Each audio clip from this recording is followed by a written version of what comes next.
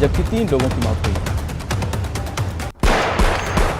और अब देख लेते हैं कुछ खबरें विस्तार से। कुछ कर दिखाने का मजबूत इरादा हो तो मंजिलें खुद ब खुद मिल जाती हैं, कठिन से कठिन राह भी आसान हो जाती है। जोधपुर की एक पैरा एथलीट बिटाया को स्पॉन्सर मिल गया है।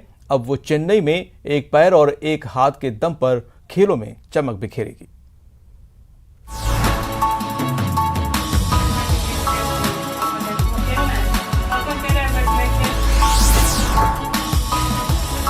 बोला तो मुझे लगा कि आउट लग रहा है कि भोजपुरी।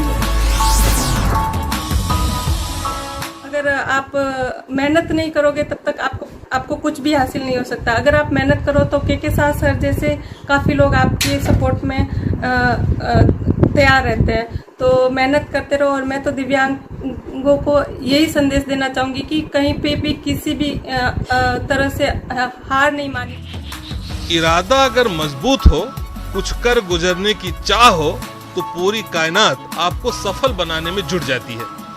कुछ ऐसा ही हुआ है पैरा एथलीट संगीता विश्नोई के साथ। माली हालत ठीक नहीं थी, लेकिन चेन्नई में होने वाली नेशनल पैरा एथलीट प्रतियोगिता में हर हाल में भाग लेना उसका मकसद था। मददगार मिला और अब वो चेन्नई में नेशनल पैरा एथलीट में भाग ले पाएगी। चेन्नई जा रही हूँ नेशनल पैरा एथलेटिक्स चैंपियंस के लिए, जिसमें मुझे स्पॉन्सर की है Samita Sameman, air force retired wing commander K Saji sir. और इन्होंने मुझे ओनली टिकट्स स्पॉन्सर ही नहीं, मुझे गिफ्ट वाउचर में कपड़े and dry fruits and prize money भी दी है। और उन्होंने मेरे साथ साथ मेरे पापा का भी टिकट्स किया है, आने और जाने दोनों का। पैरा एथलीट चैंपियनशिप 2021 के लिए चयनित संगीता विश्नोई की आर्थिक मदद रिटायर्ड एयरफोर्स ऑफिसर के शाह के परिवार और दोस्तों ने की है। संगीता विश्नोई का जब मुझे फ़ोन आया, उन्होंने यही कहा कि मैं 19th national para athlete game में पार्टिसिपेट करना चाहती हूँ मैम, लेकिन दिक्कत यह है कि हमें स्पॉन्सरशिप चाहिए, 2 टिकट्स चाहिए। तो मैंने कहा कि ठीक है, मैं कोशिश करती हूँ बेटा, और हम करेंगे ये काम। मैंने अश्योर किया उसे। फिर मैंने काफ़ी सारे लोगों से बात किया। फाइनली मैंने अपने फादर इन लॉ की ही हेल्प ली और उन्होंने ही हेल्प किया। उनके कुछ एक्स ऑफिसर्स फ्रेंड्स हैं, उन्होंने काफ़ी मदद की। एक हाथ और एक पैर से वंचित जोधपुर की रहने वाली संगीता विश्नोई अब अपने सपनों को पूरा कर पाएंगी। जोधपुर से न्यूज़ 18 राजस्थान के लिए ललित सिंह की रिपोर्ट। मरुद्रा में अब तक सबसे बड़ी नहरबंदी शुरू हो गई है। इसके साथ ही पानी की चोरी रोकने के लिए 10 जिलों में पानी पर सशस्त्र पहरा लगाया गया है।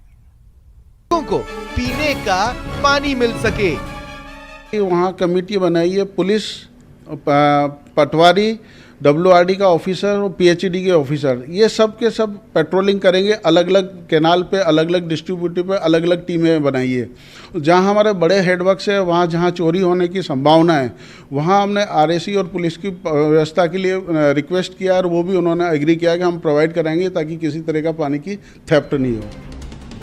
दरअसल के लिए जिसमें कि हम जितने भी स्टोरेज है, हमारे जो 49 शहर और 7,500 गांव हैं जो कि इस नहर पे आधारित है, सप्लाई जिन पे, उनको भरने का काम हम करेंगे इसके लिए। और उसके बाद जो हमारा है कि 29 अप्रैल से और 28 मई तक वहाँ 0 लेवल पानी हो जाएगा, वहाँ बिल्कुल शून्य पानी हो जाएगा। जो हमारे पास स्टोरेज है उसी पे हमको आधारित रहते हुए पेयजल सप्लाई मेंटेन करनी पड़ेगी।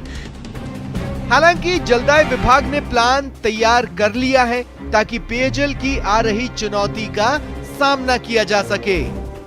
इसके लिए हमने ग्रामीण योजनाओं पे जो शॉर्ट टर्म सॉल्यूशन के लिए उन्होंने मांगे हैं, तो हमने कुल 113 काम ग्रामीण योजनाओं के स्वीकृत किए, करीब 17 करोड़ के। और 17 काम हमारी शहरी योजनाओं के लिए हमने 6.5 करोड़ रुपए की स्वीकृति जारी कर दी है। इसके तहत हम एक साइफन का काम करेंगे, जिससे कि हमारा कैनाल का आउटलेट कम होता है तो एक्स्ट्रा पानी लेके डिग्गियों को तुरंत भर पाएँ। बनमा जो कहते हैं डीजल ऑपरेटेड एक तरह से पंप होता है, जिससे हम पानी भरने का काम करेंगे। और जहां हमारे RWR बने हुए उसके पास में जो पानी सीपेज का इकट्ठा हो जाता है, वहाँ कम डेप्थ के ट्यूबवेल बना के भी हम उसका पानी को उपयोग में करेंगे। और हमको जहाँ जहाँ पॉन्डिंग करनी है, पानी को रोकना है, उसके लिए भी हमने स्वीकृतियाँ जारी कर दी है। तैयारी पूरी है। नहर बंदी के साथ साथ दूसरे वैकल्पिक उपाय भी किए जा रहे हैं ताकि मरुधरा में प्याज का खतरा न बढ़ जाए। जयपुर से न्यूज़ 18 के लिए राकेश शर्मा की रिपोर्ट।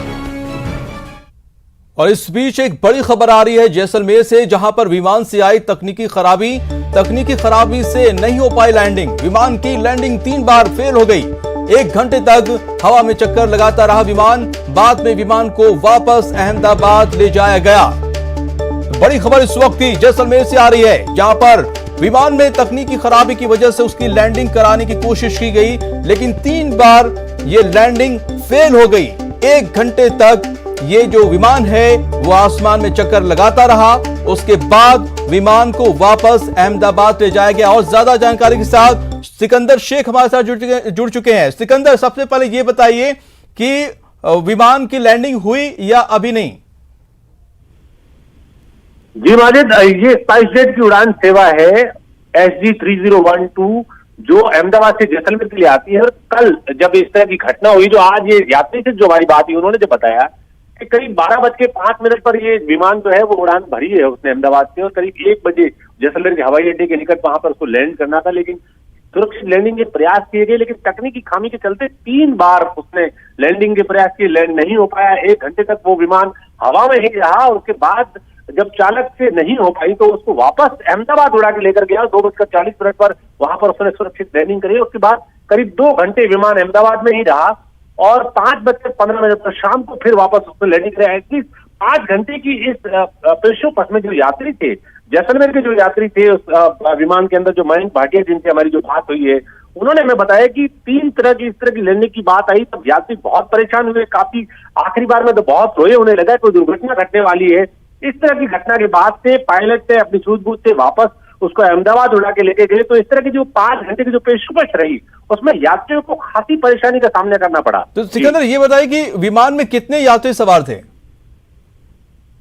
जी, जो हमारी यात्री से बात हुई है उन्होंने यही बताया कि उसमें काफी जो तादाद जो है वो नहीं पता चल पाई, लेकिन काफी संख्या में वहां पर यात्री थे। उसमें काफी लोग जो अहमदाबाद से जैसलमेर घूमने के लिए आने वाले वो लोग थे। इसके अलावा जैसलमेर के खुद जो यात्री थे जिनसे हमारी आज बात हुई, उन्होंने हमें बताया कि इस तरह से 1 घंटे तक विमान आकाश में लहराता रहा। 3 बार लैंडिंग की प्रयास भी किए, लेकिन तकनीकी खामी की वजह से नहीं हो पाई, जिससे जो यात्री थे उनकी जान जो है वो सांसत में आ गई थी। और काफी यात्री रोए थी, काफी हड़कंप मचा उसमें। और फिर कुछ यात्री जो है वो अहमदाबाद में जब वापस यात्री विमान गया तो वहां से उतर भी गए कि हम वापस नहीं जाएंगे। और कुछ यात्री वापस जो लौट के फिर वो जैसलमेर आए और शाम पहुंचे। तो 5 घंटे की जो पेशोपस थी काफी भारी रही। जी सिकंदर, क्या पता चल पाया कि खराबी क्या थी जिसकी वजह से ये बड़ा हादसा होते होते टल गया? जी, हमने प्रयास किए, जो एयरपोर्ट जो अथॉरिटी है उनसे बात की तो उन्होंने यही कहा कि जो पायलट था उसने यही बताया है कि उसमें विमान में कुछ ऐसी तकनीकी की खामी थी जिसकी वजह से वो लैंड नहीं कर पा रहा था। उसने 3 बार कोशिश करी एयरपोर्ट पे आने की, 3 बार 1 घंटे पूरे हवाई जहाज आकाश में रहा, 3 बार प्रयास किए, 10 फीट की दूरी पे वो नीचे लैंड करने का प्रयास किया, लेकिन लैंड नहीं हो पाया। लेकिन सिकंदर, ये बताइए कि अहमदाबाद में इसको किस तरह से सुरक्षित लैंडिंग कराई गई? जी, अहमदाबाद में तकरीबन 2:40 पर इसकी सुरक्षित लैंडिंग वापस अहमदाबाद में हुई। जिसको हवाई जहाज को 1 बजे जैसलमेर उतरना था, वो वापस अहमदाबाद पहुंचा 2:40 पर, और वहां पर किसी तरह से सुरक्षित लैंडिंग वहां पर कराई गई। उसके बाद से फिर 2 घंटे वहां रोकने के बाद फिर ये विमान वापस अहमदाबाद से उड़ान भरता है। जी, बहुत शुक्रिया तमाम जानकारी के लिए सिकंदर। तो एक बड़ा हादसा होते होते टल गया। तकरीबन 2 घंटे हवा में उसको चलना पड़ा। फिलहाल इस बुलेटिन में इतना ही। नमस्कार।